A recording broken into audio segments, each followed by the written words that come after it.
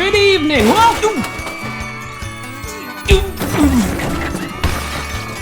As everyone knows, the key to YouTuber stardom is to do things in concerning excess. Whether it's going to every rainforest cafe, or buying every product you see in Facebook advertisements, or covering the entirety of Nickelodeon sitcoms and pretending you hate them. The algorithm loves monumental tasks that suck your soul dry and leave you a withering husk. On an unrelated subject, I played over 150 demos on Steam's Next Fest.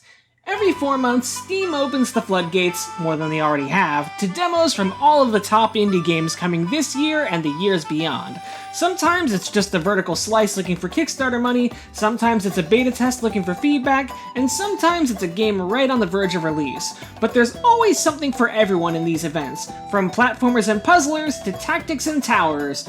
I always fill my wishlist out from festivals like this, and this year is no different, coming off the heels of a summer game festival that highlighted more than a few promising titles from indie darlings and newcomers. So let this be a sorta summer game showcase of its own. I played through— okay, it's the title of the video, we're all on board, right?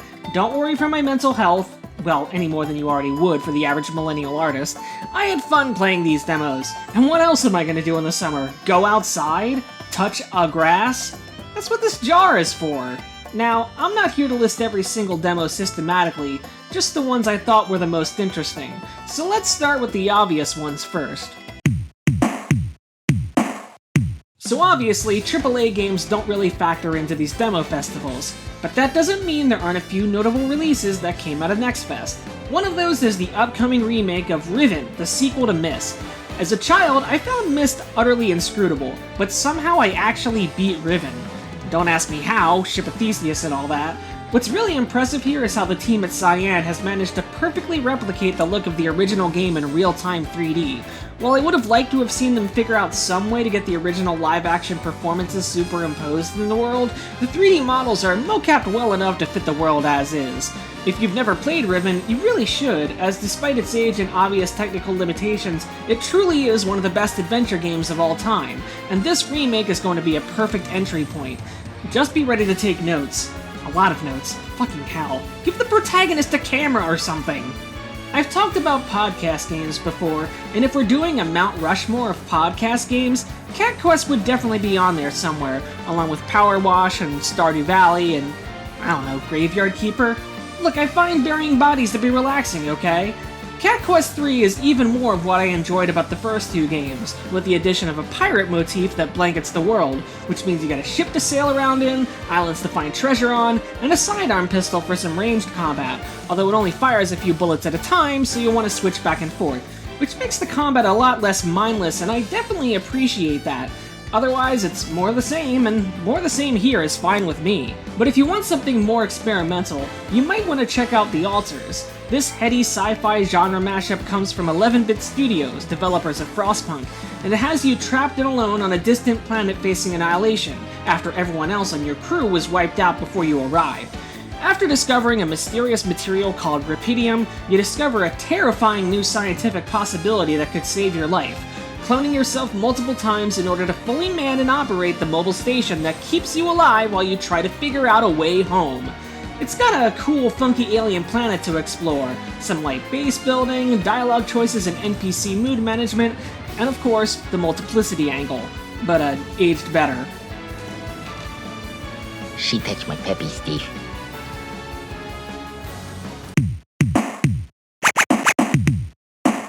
Whenever Next Fest happens, I always beeline to the Metroidvanias first, and I'm usually underwhelmed. But not this time, starting with Blade Chimera, the latest game from Team Ladybug, who developed the Record of Lodoss War adaptation. And Blade Chimera evolves their formula further, with a great mix of beautiful pixel animation, multi-weapon combat, and Symphony of the Night style exploration.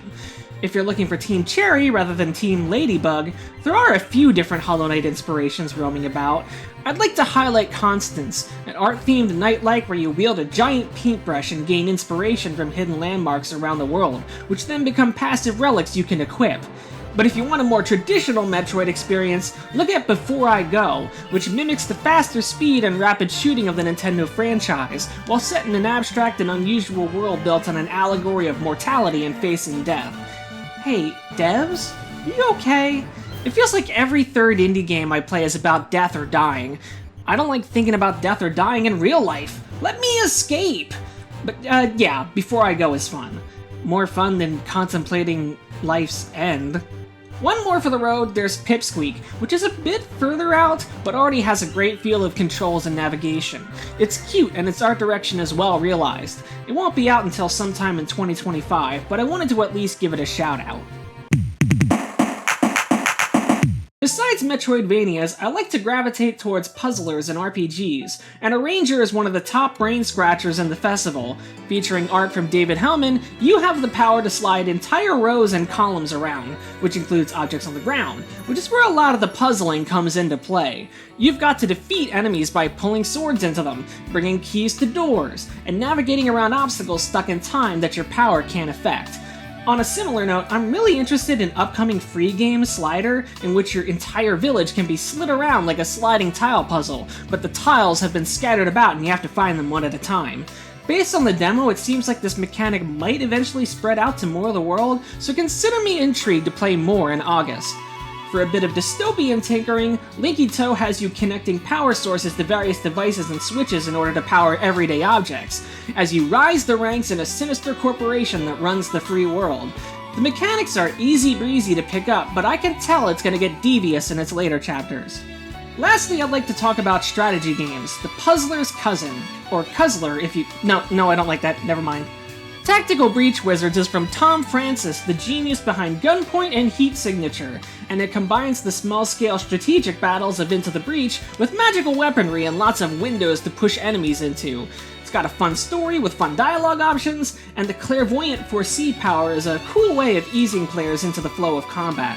I also like Sumerian 6, a real-time stealth puzzler that more than resembles the Shadow Tactics series by Minimi Games, rest in peace. It's not quite on that level, and I think it should move some key bindings around to allow for WASD camera control, but it's nicely snappy and should be some pulpy fun.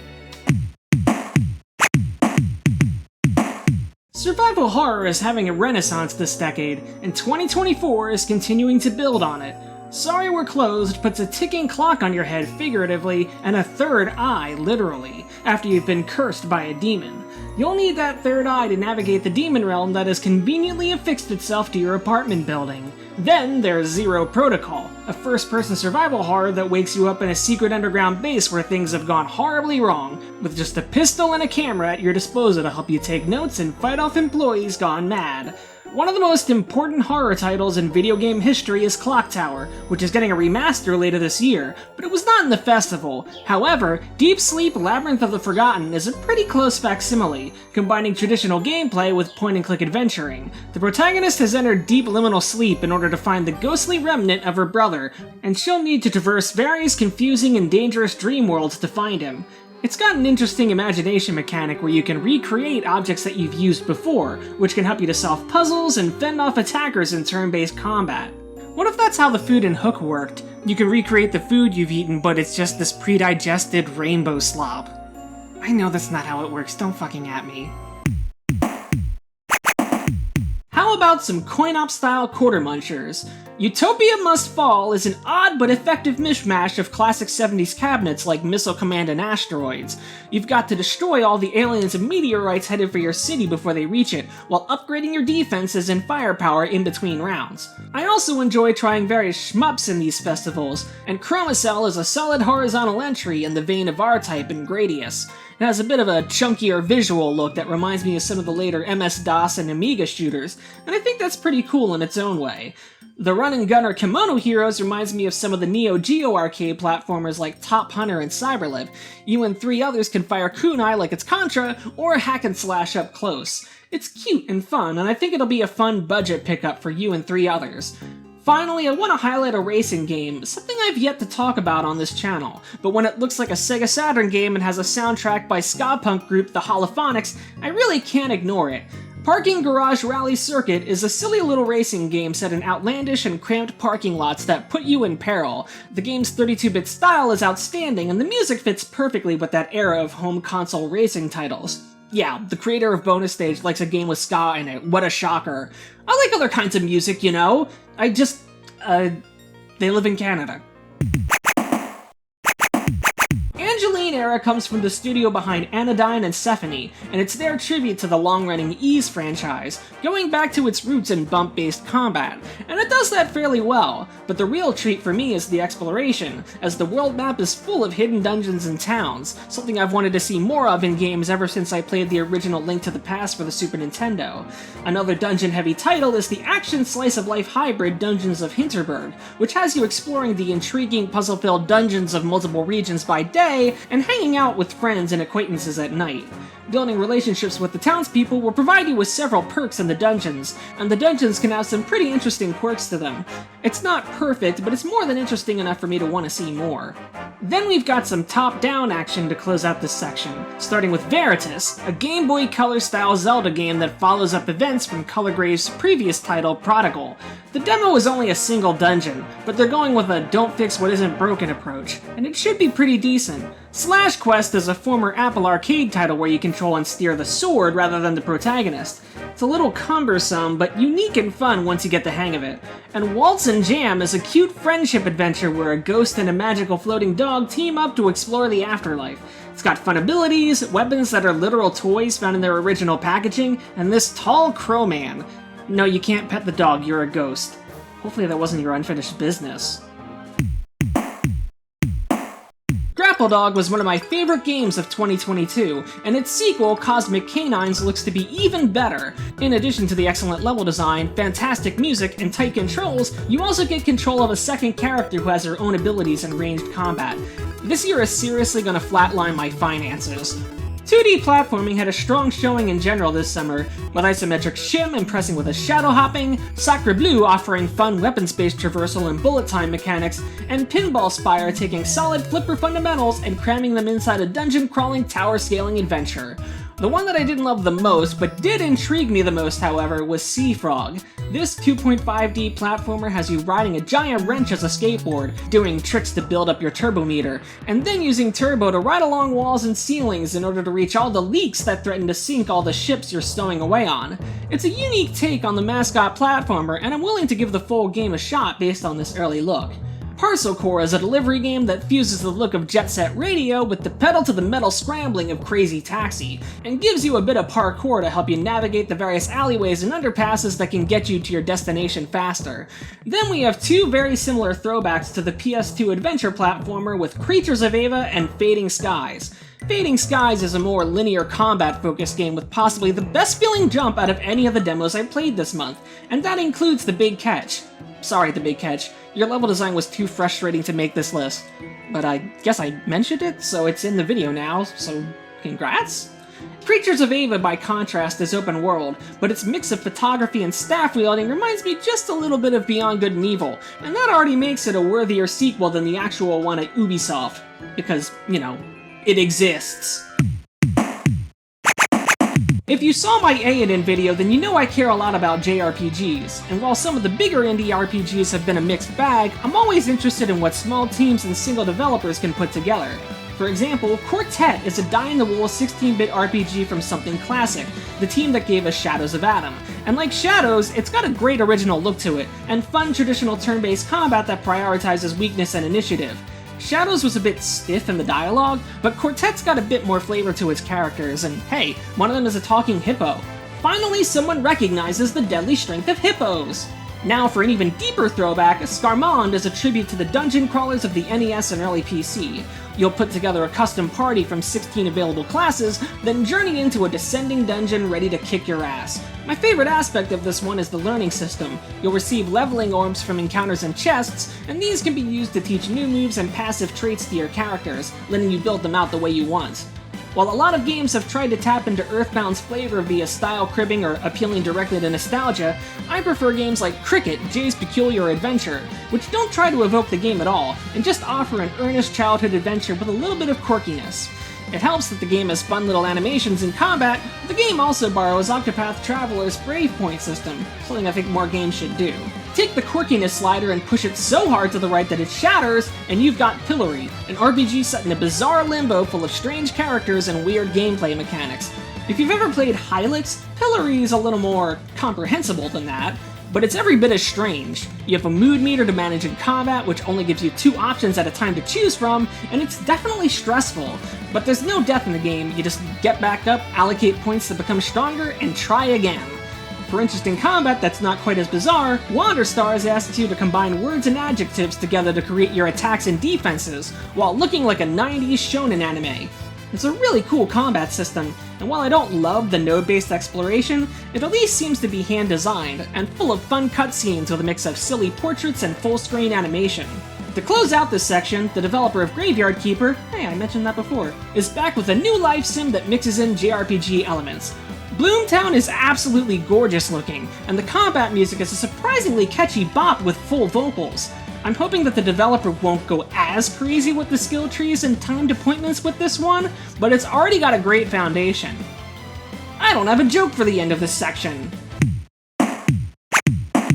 Before I go and reveal my favorite demos in the entire festival, I'd like to give a shout out to various demos that couldn't fit into the other categories, such as Spilled, a chill anti-pollution title that has you slurping up oil slicks and corralling trash and recyclables, which then gives you money for upgrading your ship to take on bigger bodies of water. Another miniature game is One Button Bosses, in which the button allows you to bob and weave and dodge around enemy projectiles while your ship is busy auto-firing to drain their health. It's clever and a lot of fun. Thank Goodness You're Here is essentially a playable British cartoon, as you run around a charmingly eccentric town, jumping and punching your way through problems, and using your small frame to get into all kinds of shenanigans. Also lovingly illustrated is Lost and Found Co., a hidden object game about a goddess and her duck-turned-human apprentice who go around town finding things for people in lush, intricate stages full of secrets and objects to poke at. For fans of life sims, the one that stood out the most to me was Critter Cove. You arrive at an abandoned, run-down island village, and are tasked with rebuilding it into a top tourist destination. It appeals to the things I enjoy most about life sims, which is repairing and upgrading buildings, building machines with blueprints that can build other machines, picking up trash, and home decoration. None of that farming stuff. That's right, I'm a farming hater. Unless your game takes place on Earth's moon post-apocalypse. Harvestell is fucking crazy, y'all. If you like fixing up weird machines, Uncle Chop's Rocket Shop not only serves you a plethora of customers with various mechanical troubles to diagnose, but other strange and interesting narrative hooks, like removing the corpse of the previous employee, and encountering Death himself. And lastly, enjoy an unlikely fusion of horror and cleanup simulator and Grun, the latest game from Sock Pop Collective, who you might know from Village Card Builder Stacklands or Time Looper Pocket Watch. You've been hired to maintain a garden over the weekend, which means pruning, trimming, and watering flowers. But there's more than meets the eye to this place, and the village itself. Like, for example, there's also grass to cut by the church. Yeah, that's it. Also, there's a trumpet. While many demos impressed me, few excited me more than our final 5. PP Strello and the Cursed Yo-Yo. I don't know how it's pronounced. Probably not PP. What am I doing? I'm 40 years old. I'm a man! I'm 40! The Cursed Yo-Yo is absolutely sick. A tribute to the Game Boy Advance with gorgeous art direction, a fun-as-hell weapon, and strange and interesting character designs. I've played a fair number of Zelda-likes, but few have me as excited as this one. I'll just have to make sure to play it in the Peepus room. Where's all the Peepus? Oh yeah! Okay, complete tonal shift here, because Bloodless is a brooding action tale about an old Ronin who has converted to a life of pacifism, having to fight her way through an island besieged by bandits and killers on both sides, using only her fists and key techniques. The parry-heavy combat is great, and the pixel art is so cool! I can only hope that this old lady never has to resort to actual bloodshed. Unless this universe has a lion turtle too. If you do want to spill blood though, I Am Your Beast is the name of the game. Look, I've been having this problem with inanimate objects talking and singing lately. It's been a real problem. I Am Your Beast combines the adrenaline frenzy of Hotline Miami with the flow of an arena shooter. You'll be hurling knives at enemies, then grabbing their guns out of the air and shooting them, then sliding into an escape hatch to move on to the next round of targets. It's intense and it's thrilling, and I'm really bad at it. Rank B? More like rank fucking terrible. I mentioned Myst near the beginning of this video, and the closest analog to it in the indie space was the game Quern. That developer has a new title in the festival called Dim Haven Enigmas, and it's looking to build off what made Quern fun while stripping out some of the frustration. I like the PS2 style environmental design, and like Quern you'll be taking notes, solving puzzles, and unlocking shortcuts to previous areas. I do hope that the story is a bit more motivating this time around. Exographer may look like yet another platformer, and, well, it is, but it's a science-focused platformer, with a special tablet device that can reveal what's invisible, as well as translate and catalog important information and instructions for solving puzzles, and retaining keys for locks. There's also a little bit of deductive puzzling as you work out how to power devices by constructing accurate diagrams. I was really in tune with the demo and want to see what other tricks the tablet has up its sleeve in the full game. Now, I said 5, but right at the end of video production I played Goblin Cleanup, and this may be the idealized version of Viscera Cleanup Detail that I always thought I'd enjoy before actually playing the game and burning out on it. Goblin Cleanup streamlines the cleanup process of a hazardous environment to much snappier and readable gameplay. You're preparing various dungeon floors for the next party of adventurers to come through, which means removing the remains of the previous adventurers, placing props, fixing traps, and powering all devices, while trying to make sure you don't become a victim yourself. Because that just means more work! Using a goblin sense, you can spy all the stuff that needs addressing around you, and get to work mopping with slime creatures. And you have a helpful, and hurtful, mimic chest to eat the leftovers. You can name them if you want, but that's gonna be awkward when they accidentally eat you. I mean, maybe you like that. But this isn't that kind of game. I don't know, Steam's pretty big, I'm sure the game you want exists. Now that's just a fraction of the demos that I played, and I obviously couldn't play literally everything, but I hope I was able to get you excited about at least a couple of games today, and some of these may still have demos available to play, so you can see for yourself if you vibe with it. If there's anything from this Next Fest that you played and enjoyed, let me know in the comments. And as always, like, subscribe, and hit the bell. And be sure to check out the full version of this video sometime in 2027. See ya!